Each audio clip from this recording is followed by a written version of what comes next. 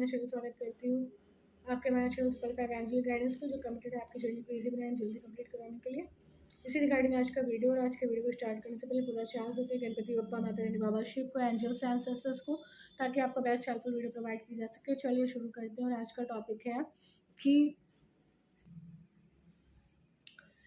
का टॉपिक है कि एक सब्सक्राइबर हैं और चैनल को देखती हैं, शायद उन्होंने कमेंट किया है, देखते हैं जो भी हैं वो।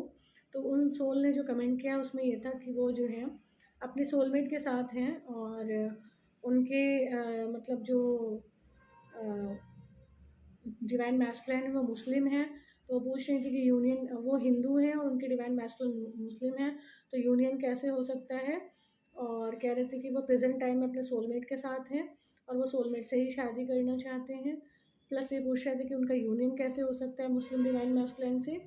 और वो ये कह रहे थे कि बीच बीच में कार्मिक पार्टनर भी आता था, तो इसके पीछे का क्या रीज़न था। तो इस पर हम बात करने वाले हैं। बहुत सारी इंपॉर्टेंट और महत्वपूर्ण जानकारी, जिनको अच्छे भी आपको नहीं बता पाएंगे, आपको बहुत ईजी अंदाज में आपको बता दिया जाता है। इसके लिए अपनी ग्रेटफुलनेस यूनिवर्स के प्रति, माता रानी, बाबा शिव के प्रति ज़रूर प्रेषित करते रहा करें। चलिए शुरू करते हैं। जैसे कि उनका प्रश्न था कि उनके जो कार्मिक पार्टनर थे वो बीच बीच में वापस आते थे, वो सोलमेट के साथ है, वो सोलमेट के साथ ही शादी करना चाहती हैं। उनके जो डिवाइन मैस्कुलाइन है वो मुस्लिम है, और उनके साथ उनका यूनियन कैसे हो सकता है। देखिए, जैसे कि आपको इस चैनल पे हमेशा ही बताया गया है कि ये जर्नी किसी मुस्लिम, किसी हिंदू और किसी भी शरीरधारी की नहीं है। ये जर्नी है आत्मा और परमात्मा की, आत्मा से परमात्मा के मिलन की ये जर्नी है। आत्मा से परमात्मा के मिलन के बीच में और आत्मा से परमात्मा के परमानेंट यूनियन के बीच में बहुत सारी चीज़ें, बहुत सारी घटनाएं जो हैं वो घटित होती हैं। ठीक है, इसी वजह से जो है ये चीज़ें देखने को मिलती हैं। लेकिन किसी के जीवन में डिवाइन मैस्कुलाइन के साथ उसका परमानेंट यूनियन ना होना, और उनका साथ ना होना, उनके पास ना होना, और कार्मिक पार्टनर्स का आना, सोलमेट के साथ रहना, उसके साथ मैरिज करना चाहना, ये एक ही बात को बताता है। और वो बात है, वो एक ही बात को बताता है, और वो बात है केवल और केवल बॉडी कॉन्शियसनेस। क्योंकि इस जर्नी में आत्मा और परमात्मा के अलावा किसी का कोई काम नहीं है, अर्थात बॉडी का भी कोई काम नहीं है, बॉडी कॉन्शियसनेस का भी कोई काम नहीं है। इसमें केवल और केवल सोल कॉन्शियसनेस का ही काम है। तो ये बात जो है आपको जाननी होगी। जब तक ये आत्मा के भीतर से बॉडी कॉन्शियसनेस पूरी तरीके से समाप्त नहीं हो जाती, समाप्ति नहीं ले लेती, तब तक जो है आत्मा और मतलब जो ये कार्मिक पार्टनर्स थे और डिवाइन मैस्कुलिन से यूनियन नहीं था, वो सब चीज़ें भौतिक जगत पे प्रत्यक्ष नहीं हो पाती। जब आत्मा का परमात्मा से परमानेंट मिलन,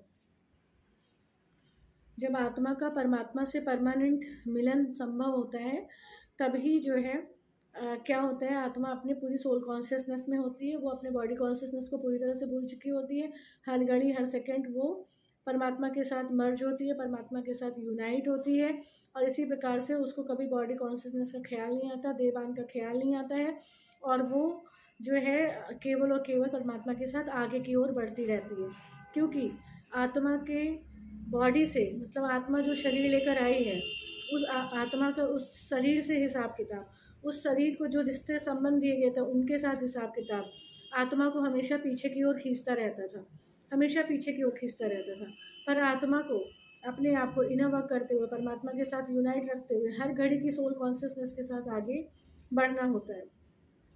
पीछे जाने का एक पुल होता है जिसका हम लोग नाम नहीं लेते, वो माया मैट्रिक्स जो है पीछे जाने के लिए पुल लगाती है। एक मतलब पुल और पुश का जो है युद्ध होता है, वो पीछे खींचने का प्रयास करती है, आत्मा आगे जाने का प्रयास कर रही होती है। तो जो भी ज़्यादा होगा, अगर सोल कॉन्शियसनेस ज़्यादा होगा तो आत्मा आगे की तरफ जाती रहेगी, और पीछे जो हो चुका वो उसको फॉलो नहीं कर सकता, वो आत्मा के औरे तक नहीं आ सकता है, क्योंकि आत्मा केवल और केवल सोल कॉन्शियसनेस में आ चुकी है। लेकिन यदि बॉडी कॉन्शियसनेस ज़्यादा होती है ना, सोल कॉन्शियसनेस नहीं होती, तो यही जो माया मैट्रिक्स है ये पूरी तरीके से आत्मा को पीछे की ओर खींच लेती है, और आत्मा पूरी तरीके से पीछे की ओर चली जाती है। ऐसी सिचुएशन में आत्मा जो है सोलमेट के साथ हो या किसी के साथ हो। पहली बात तो डिवाइन मैस्कुलिन से यूनियन हो नहीं सकता क्योंकि सोल कॉन्शियसनेस परमानेंटली नहीं है। और जब सोल कॉन्शियसनेस परमानेंट होती है तभी परमानेंट यूनियन भी भौतिक जगह पे प्रत्यक्ष होता है। पर जब बॉडी आत्मा अपनी बॉडी को नहीं भूलती, बॉडी कॉन्शियसनेस को नहीं भूलती है, तो माया मैट्रिक्स को ये चांस मिलता है, ये अधिकार मिल जाता है कि वो आत्मा को पीछे की तरफ खींच के पीछे की तरफ ले जाती है और फिर से उन्हीं लोगों में, उन्हीं संबंधों में जाके वो करती है और क्लियर कराती है। इतना क्लियर कराती है, इस प्रकार से दुख दिलाती है, इस प्रकार से चीज़ें करवाती है कि आत्मा फिर से जो है डिसाइड करती नहीं कि वो सोल में ही, सोल कॉन्शियसनेस में ही रहेगी, वो पीछे नहीं जाएगी, वो आगे ही जाएगी। तो ऐसे सिचुएशन ना पड़े कि माया मैट्रिक्स उसको ऐसे खींच के ले जाए, ये सिचुएशन ना पड़े, तो आत्मा अपनी सोल बॉडी कॉन्शियसनेस को भूल के, मतलब बॉडी बॉडी के संबंधों को भूल के सोल कॉन्शियसनेस में स्थित होकर केवल और केवल आगे की ओर बढ़ती रहे। इससे क्या होता है, आत्मा का परमात्मा से यूनियन और आत्मा का उसके सभी डिवाइन संबंधों से, चाहे वो डिवाइन मैस्कुलाइन हो, डिवाइन बच्चे हो, डिवाइन मदर हो, डिवाइन फादर हो, डिवाइन गुरु हो, जो भी है उन सबसे उनका यूनियन हो जाता है और ये भौतिक जगत पे प्रत्यक्ष भी हो जाते हैं।